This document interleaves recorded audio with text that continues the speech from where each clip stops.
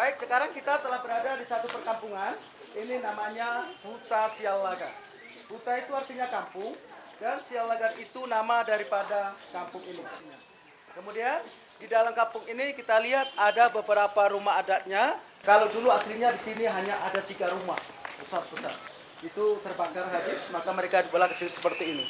Ya. Nah, jadi disinilah bentuk rumah-rumahnya ini memang sudah direnovasi. Dulu aslinya atapnya bukan dari kayu atau dari seng, tapi terbuat dari ijuk. Kemudian di bawah sana kita lihat ada satu rumah yang masih lengkap dengan ornamen-ornamennya. Itu tangganya dari bawah, itu disebut namanya rumah bolon. Yang paling bawah, dulu semua adalah tempat untuk ternak-ternak mereka. Dulu paling banyak kerbau dan babi. Kemudian di tengah-tengah adalah tempat tinggal semua. Nah, semua rumah Batak di sini itu nggak ada kamar. Semua kosong. Ya, belum. Jadi kalau tidurnya dulu di lantai, rame-rame di situ. Nah, kemudian bentuk atapnya itu dibuat menyerupai sebuah sampan. Dan mereka membuat ujung di depan, ujung di belakang, tidak sama tingginya. Yang tinggi adalah yang di belakang. Artinya orang tua di depan, anak di belakang. Kemudian di sana juga ada itu ornamen-ornamennya atau ukir-ukiran. Di sana kita lihat ada ukiran bergambar cecak. Cecak itu di dalam bahasa Batak disebut namanya boraspati. Itulah simbol kehidupan, simbol kemewahan, simbol kejayaan bagi orang Batak. Kenapa itu dibuat simbol itu? Kita tahu cecak itu memang kenapa yang kecil, tetapi kita bisa melihat bahwa cecak itu bisa nempel di mana-mana. Cecak itu boleh hidup di mana-mana. Jadi prinsip orang Batak pun sama seperti cecak itu. Bahwa orang Batak boleh hidup, boleh tinggal di mana-mana. Di mana-mana selalu ada orang Batak. Orang Batak memang suaranya sangat keras. Itu hanya suaranya. Hatinya baik. Cecak. Kemudian di depan cecak ada 4 bulat-bulatan. Ya, itu 4 bulat-bulatan. Maaf, itu simbol daripada payudara wanita. Itu adalah simbol lambang kesuburan. Ya, ada pepatah mengatakan dalam bahasa Batak mereka katakan meranak 10 pitu marboru 10. Artinya kalau mereka berumah tangga mereka berharap punya keturunan anak laki-laki 17 dan 16 perempuan. Oke, kemudian orang Batak itu juga percaya kepada dunia. Itu ada 3 dunia. Dia simbolkan dari warna mereka. Warnanya selalu ada 3, putih, merah, dan hitam. Dalam bahasa Batak mereka katakan Banua Hijau, Banua Tonga, dan Banua Turi. Artinya putih dunia atas, merah dunia tengah, hitam dunia bawah. Itulah arti daripada ketiga warna itu. Kemudian pintunya juga kecil-kecil. Itu maksudnya kalau kita mau masuk kita harus menunggu. Kita beralih ke di situ ada sebuah pohon, itu namanya adalah pohon Hariara. Itulah pohon suci bagi orang Batak. Ya, di zaman dulu orang Batak itu belum punya agama, jadi disitulah mereka mengadakan persembahannya. Ya, jadi itulah dulu disembah oleh mereka. Kemudian di bawah pohon itu ada seperangkat meja dan kursi yang terbuat dari batu. Itulah salah satu peninggalan raja yang masih asli. Dan itu umurnya sudah ada sekitar 600 tahun. Asli, ya. Itu digunakan raja sebagai tempat untuk rapat. Makanya orang Batak itu jago-jago rapat sampai sekarang. Ya, kenapa disebut dengan batu persidangan? Karena di zaman dahulu di sini antara kampung seberang sana itu berperang. Ya, tapi Raja Sialagan tidak mau keluar, mereka tetap mempertahankan daerahnya. Jadi kalau raja menangkap itu musuhnya, lalu dia ditangkap, ya, tapi sebelum disidang sana dia dipenjarakan di bawah kolong rumah, dipasung. Kenapa alasan raja mereka dipasung di bawah kolong itu? Karena atas kesalahannya, atas perbuatannya, maka dia sudah disamakan seperti binatang. Di situ, ya. Nah, setelah itu barulah dia dibawa di sana. Di sanalah dia akan bersidang. Kemudian waktu bersidang yang bersalah duduk di bangku yang paling kecil. Nanti bisa diperhatikan. Dan raja duduk di bangku yang paling besar. Kemudian ada 3 panjang di sana adalah sebagai ulu balang. Ulu balang itu adalah sebagai prajuritnya. Dan lainnya adalah sebagai raja-raja adat di kampung ini. Oke, setelah itu raja akan memutuskan hukumannya, tetapi raja juga melihat kesalahannya. Yang pertama, kalau dia mencuri, itu hukumannya hanya dipenjarakan di bawah kolong rumah itu. Dan kalau dia ingin bebas, maka keluarga mereka akan menebus dia dengan apa yang dia curi. Tapi dia mencuri 1 diganti dengan 4. apapun yang dia curi. Dia mencuri 1 ekor kerbau harus diganti dengan 4 ekor kerbau. Yang lucunya, dia mencuri istri 1 orang, dia ganti 4 istri orang lagi. Iya, itu. Iya, harus begitu hukumannya. Nah, makanya dulu raja di sini itu sering berdoa setiap malam memohon kepada dewa mereka supaya tiap hari banyak yang mencuri. Kenapa? Karena 1 dikembalikan ke korban, 3 untuk raja. Nah, tapi kalau keluarganya tidak sanggup menebus itu, maka dia tetap menjadi tawanan raja, dikasih makan, disuruh bekerja, tapi tidak dikasih upah. Nah, tapi kalau dia bersalah besar seperti dia musuhnya, mata-mata musuh, membunuh orang, atau maaf kata dia mengganggu perempuan, itu raja wajib menghukum dia dengan hukuman mati. Dengan cara dia dipanggul. Ya, nanti setelah dipanggul, kita akan dibalik sana. Di sana kita akan adakan pemansungan. Oke? Nah, kemudian di sini ada kayu yang berdiri yang diukir. Ini adalah simbol daripada tongkat raja, namanya Tukut Tunggal Panaluan. Nanti saya boleh cerita di sana. Kemudian di sini ada 3 rumah yang kosong.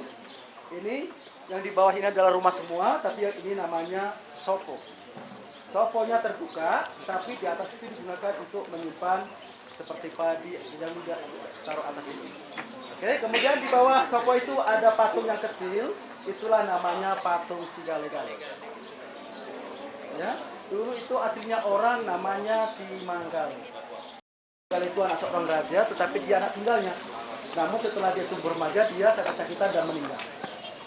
Nah, karena dia anak tunggalnya, maka orang tuanya tadi selalu menangis kalau mengingat itu si Manggale tadi. Lalu datanglah seorang gaib atau dukunnya, dibelah patung yang sama, yang mirip dengan si Manggale itu. Lalu bagaimana dia bisa bergerak? Datanglah dukunnya, dibuat acara ritual di situ, dipanggillah roh daripada si Manggale tadi. Langsung masuklah ke dalam patung itu. Maka patung itu bisa bergerak.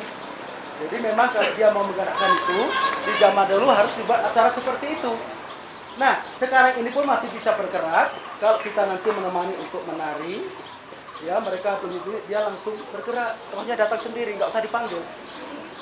Iya, rohnya langsung masuk ke kolong itu. Ditarik-tariklah dari belakang.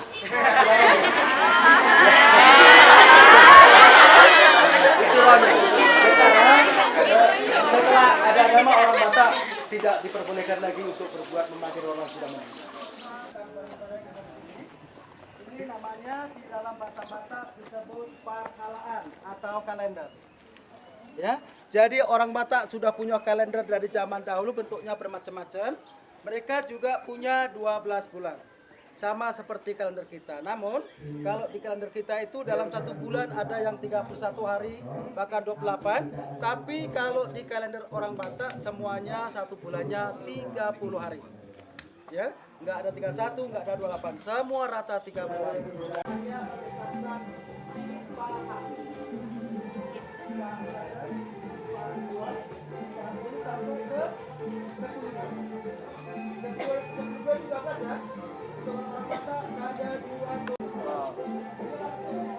Ini udah Bapak nak? Di dalam sini bahasa sini namanya Ustahalaklam.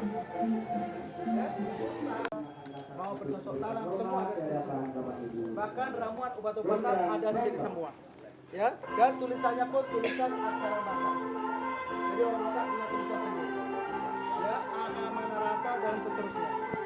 Bukan yaitu mantra-mantra ke dalam tongkat ini. Maka dulu aslinya ini bisa untuk memanggil hujan, bisa untuk membedakan hujan, bisa untuk mengusir orang semua bisa. Tapi mereka inilah yang bersalah. Nah, jadi yang bersalah jadikan di sini, raja ada di sini, dan sama ada orang lain, dan semua bagaimana kalau orang yang tidak berbuat salah dan tidak jaga raja supaya mereka tidak melakukan seperti itu. Pertama, bajunya dibuka.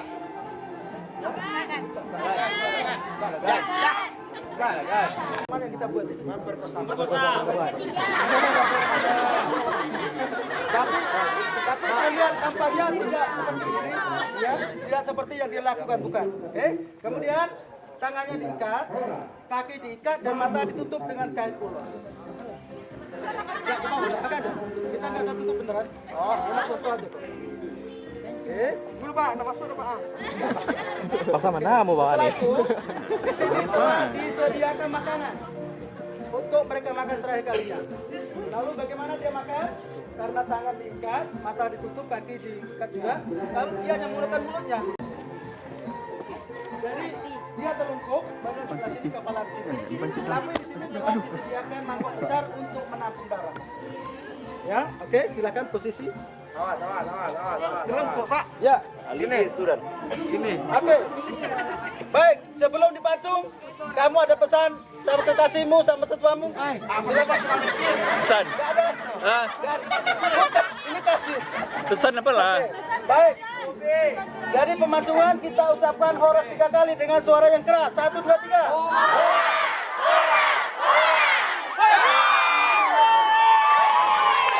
Kenapa lo kan? Oke, kemudian setelah itu darah tertampung tadi diangkat di atas meja bersama kepala dan badannya taruh di sini lagi. Kemudian badannya akan dibelah. Lalu diambil hatinya. Lalu dia potong kecil-kecil. Lalu dicampur dengan darah tadi. Dia kasih asam. Lalu diserahkan sama raja. Dan raja akan membagikan ini kepada seluruh ulu balangnya. Lalu disuruh makan. Makan, iya. Makan berkuah darah. Iya. Apa alasan mereka makan itu? Karena raja percaya kalau mereka makan tadi maka kekuatan mereka akan semakin bertambah. Itu alasan mereka. Dan itulah yang dinamakan orang Batak makan orang. Ya? Jadi yang dinamakan orang Batak makan orang itu seperti itu. Tapi ada alasannya bahwa orang tadi sebelum dipancung orang itu sudah disamakan seperti binatang. Jadi kalau kita potong binatang tentu kita boleh makan. Itu yang terjadi.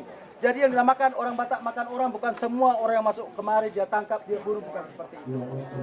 Kemudian sisa badannya mereka buang ke danau. Ke danau Toba. Ya. Selama 7 hari 7 malam setelah dibuang badan tadi, masyarakat sini tidak boleh melakukan aktivitas apapun ke danau sana. Kemudian kepalanya digantunglah di pintu gerbang yang kita masuk tadi. Untuk menjaga gerbang itu. Sampai sekarang itu masih aktif. Jadi nanti semua yang ada di sini, mohon maaf, 1 orang pun jangan coba-coba keluar dari sana. Sampai kapanpun Anda tidak bisa keluar dari kampung ini. Kalau nggak percaya silakan coba. Iya, saya akan tengok dari sini pasti Anda kembali. Kenapa? Karena kalau kita ke sana, itu penjaga loket mengatakan, maaf Bapak Ibu keluarnya bukan dari sini.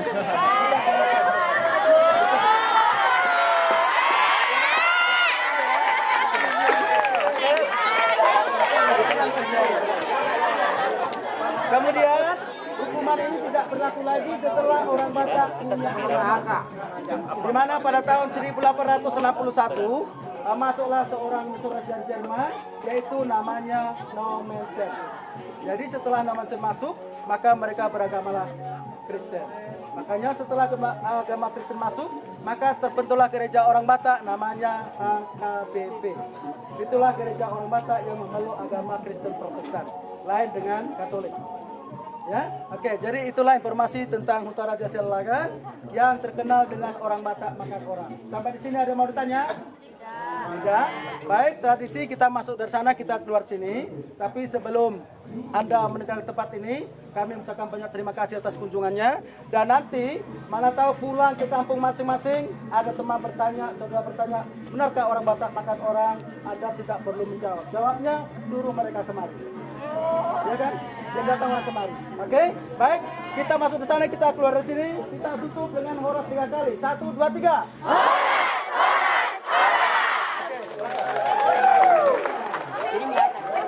Terima kasih Bapak. Sama-sama. Awas.